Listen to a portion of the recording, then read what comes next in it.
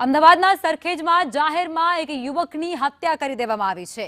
સરખેજ સાર્વજનિક સ્કૂલ નજીક યુવકની હત્યાને અંજામ આપી દેવાયો છે, જેમાં ફોનમાં સ્ટેટસ મૂકવા મુદ્દે રાજુ બાબરે હત્યા કરી છે।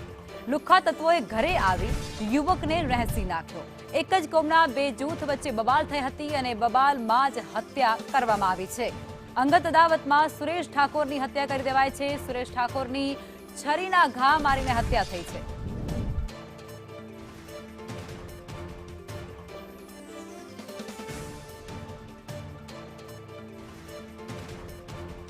અમદાવાદમાં એક યુવકની હત્યા કરી નાખવામાં આવી છે। એક જ કોમના બે જૂથ વચ્ચે અથડામણ થઈ હતી, બબાલ થઈ હતી, મારામારી થઈ હતી અને ત્યારબાદ હત્યાને અંજામ આપવામાં આવ્યો છે। સુરેશ ઠાકોર નામનો એ યુવક જેની છરીના ઘા ઝીકી અને ઘાતકી હત્યા કરી નાખવામાં આવી છે। એક નજીવી બાબત, સ્ટેટસ મૂકવા જેવી એક નજીવી બાબતે એક યુવકને રહેસી નાખવામાં આવ્યો છે।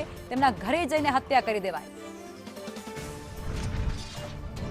અમદાવાદના સરખેજમાં પણ કાયદો અને વ્યવસ્થા રાત્રે કથળી છે। આમ તો આપણે સામાન્ય દિવસોમાં સાંભળીએ છીએ કે જ્યાં પોલીસ પેટ્રોલિંગ કરવામાં આવે છે, જેને લઈને અસામાજિક તત્વો બેફામ ના બને, પરંતુ આ ક્યાંક કાગળ ઉપર જ રહેતું હોય તેમ કહીએ તો કોઈ નવાઈ નથી। કારણ કે ગઈકાલે રાત્રે જ અંદાજિત 8 વાગ્યાની આસપાસ એક ખૂની ખેલ ખેલાયો હતો, જેમાં સરખેજમાં જૂથ અથડામણ થયું હતું, જેમાં એકમાત્ર સ્ટેટસ મૂકવાના બાબતે આ સ્ટેટસ કેમ મૂક્યું તે બાબતને લઈને ઝઘડો થયો હતો અને એ ઝઘડામાં પડોશી યુવક હતો જે ગણેશ ઠાકોર નામનો વ્યક્તિ હતો, તેનું મોત છે જે બચાવવા જતી વખતે મૃત્યુ થયું હતું। જો કે સ્થાનિકો અને પરિવારજનોનો આક્ષેપ છે કે અવારનવાર આવા અસામાજિક તત્વો છે જે અહીંયા ત્રાસ ફેલાવતા હતા અને અવારનવાર આવી રીતે લોકોને હાલાકી અને લોકોને ડરાવવાનું ધમકાવવાનું કામ કરતા હતા, જે અંતર્ગત ગઈકાલે આજે ઘટના બની, જેમાં ખૂની ખેલ ખેલાયો, જેમાં એક વ્યક્તિનું મૃત્યુ થયું છે, જ્યારે મૃતકના પરિવારજનો તરફથી યોગ્ય અને ઠોસ કાર્યવાહી કરવામાં આવે, જવાબદાર લોકો સામે કડક પગલાં લેવામાં આવે,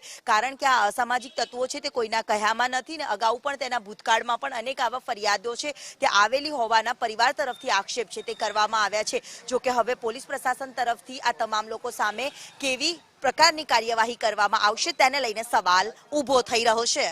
કેમેરામેન પુખરાજ શર્મા સાથે દિવ્યા ચૌહાણ, સંદેશ ન્યૂઝ, અમદાવાદ।